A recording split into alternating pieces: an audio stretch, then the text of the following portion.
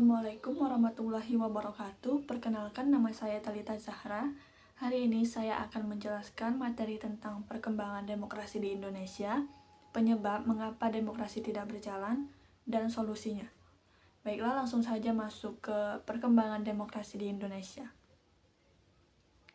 Awal kemerdekaan dan demokrasi parlementer. Tahun 1945. Indonesia meraih kemerdekaan setelah lama dijajah oleh berbagai kekuatan kolonial seperti Portugis, Spanyol, Belanda, Sekutu, dan Jepang. Pada awal kemerdekaan, Indonesia mengadopsi sistem demokrasi parlementer dengan parlemen sebagai lembaga utama dalam proses pengambilan keputusan. Terus pada tahun 1950 terjadi instabilitas politik dan konflik yang mengakibatkan perubahan kekuasaan menuju konsep demokrasi terpimpin. Selanjutnya era Orde Baru pada tahun 1966. Dimulainya era Orde Baru dengan mundurnya Presiden Soekarno dan digantikan oleh Soeharto. Pada masa ini demokrasi sangat dibatasi dan kekuasaan terkonsentrasi di tangan presiden. Selanjutnya ada reformasi dan demokrasi modern pada tahun 1998. Muncul gerakan reformasi yang menggulingkan kekuatan otoriter Orde Baru dan membuka jalan bagi reformasi demokrasi.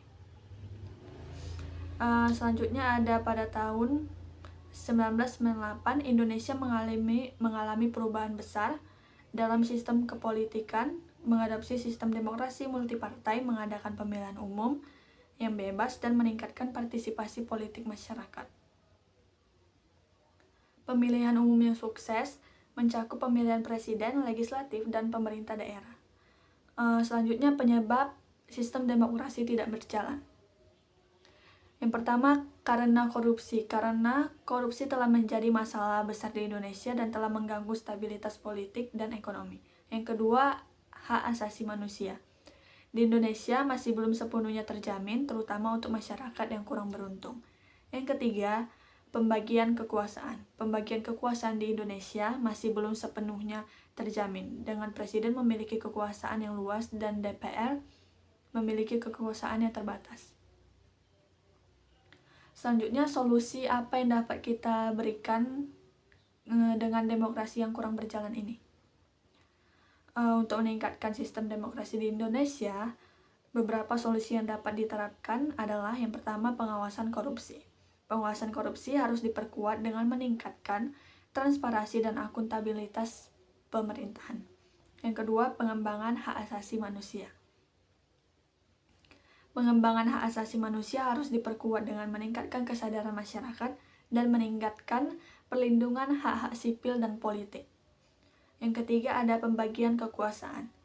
Pembagian kekuasaan harus diperkuat dengan meningkatkan kekuasaan DPR dan meningkatkan transparansi dalam pengambilan keputusan. Yang terakhir, ada pengembangan sistem elektronik. Pengembangan sistem elektronik dapat membantu meningkatkan transparansi dan akuntabilitas pemerintahan. Sekian penjelasan dari saya. Wassalamualaikum warahmatullahi wabarakatuh.